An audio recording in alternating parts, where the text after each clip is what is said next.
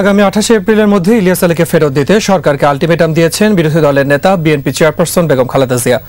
গুলশান কার্যালয়ে সংবাদ সম্মেলনে বৃহস্পতিবার সারা দেশে বিক্ষোভ কর্মসূচির ঘোষণা দেন তিনি। তাপসী রাবেয়ার রিপোর্ট।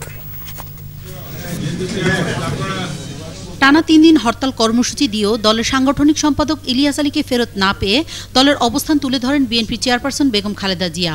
তিনি বলেন, আমরা অনেক ধৈর্য ধরেছি, অনেক নেতাকর্মী হারিয়েছি, অনেক জীবন অকালে ঝরে গেছে, আর নয়।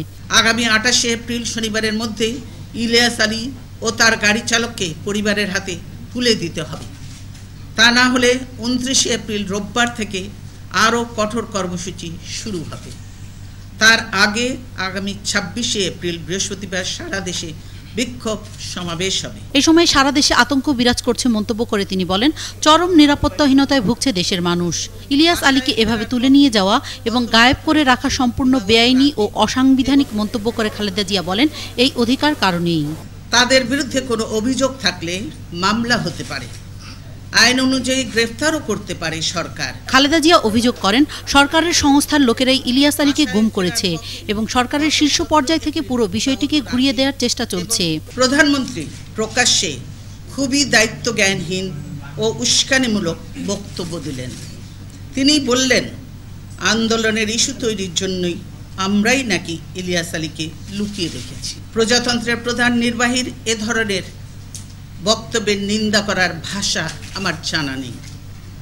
এই দুর্ভাগ্যজনক মন্তব্য ও হুমকির কারণে প্রশাসন ও আইন শৃঙ্খলা বাহিনীর মনোভাব পুরোপুরি পাল্টে যায়।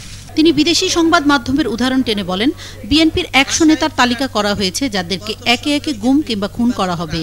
সংবাদে বলা হচ্ছে বিশেষ গুপ্ত ঘাতক বাহিনী গঠন করা হয়েছে। আমরা আতঙ্কিত।